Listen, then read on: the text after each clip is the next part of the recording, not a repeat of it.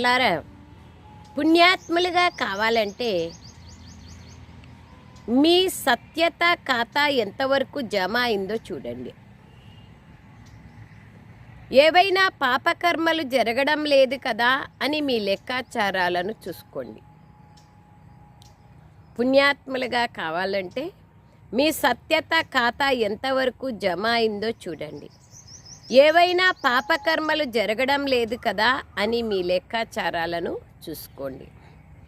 మొదట పాపకర్మ ఏది అనేది అవగాహన కావాలి. వ్యర్థ సంకల్పాలు చేయడం కూడా పాపమే కదా.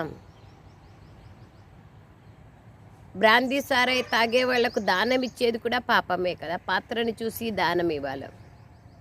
ఈ విధంగా ఎన్నో విషయాలు ఉన్నాయి. ప్రశ్న, అన్నింటికన్నా పెద్ద పాపమేది?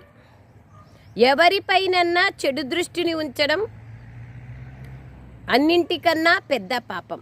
పుణ్యాత్మగా తయారవుతున్న మీరు ఎవరిపైన చెడు దృష్టి ఉంచకూడదు, అంటే వికారాల దృష్టి ఉంచకూడదు.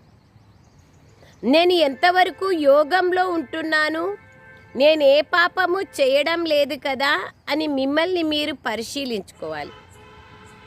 ఉన్నత పదవిని పొందాలంటే కొద్దిగా కూడా చెడు దృష్టి ఉండకుండా మిమ్మల్ని మీరు అప్రమత్తం చేసుకోవాలి. బాబా ఇచ్చే శ్రీమతం పైన పూర్తిగా నడుస్తూ ఉండండి. బాబా అంటున్నారు,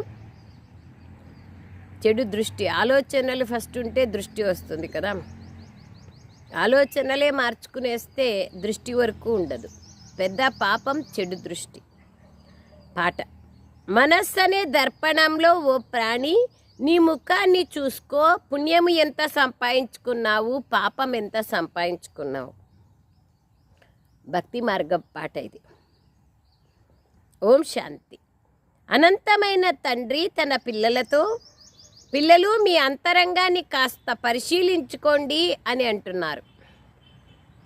తాము ఈ జీవితంలో పుణ్యం ఎంత చేశాము, పాపం ఎంత చేశాము అన్నది ప్రతి మనిషికి తెలుసు. ఎన్ని పాపాలు చేశాను, ఎన్ని పుణ్యాలు చేశాను, ఎవరి మనస్సుని నొప్పించలేదు కదా అని రోజు మీ లెక్కాచారాలని చూసుకోండి. తాను ఈ జీవితంలో ఏమేం చేశాను అన్నది ప్రతి మనిషికి తెలుసు. ఎంత పాపం చేశాను, దాన పుణ్యాలు ఏమేమి చేశాను. మానవులు యాత్రలకు వెళ్ళినప్పుడు దాన పుణ్యాలు మొదలైనవి చేస్తూ ఉంటారు. పాపాలు చేయకుండా ఉండేందుకు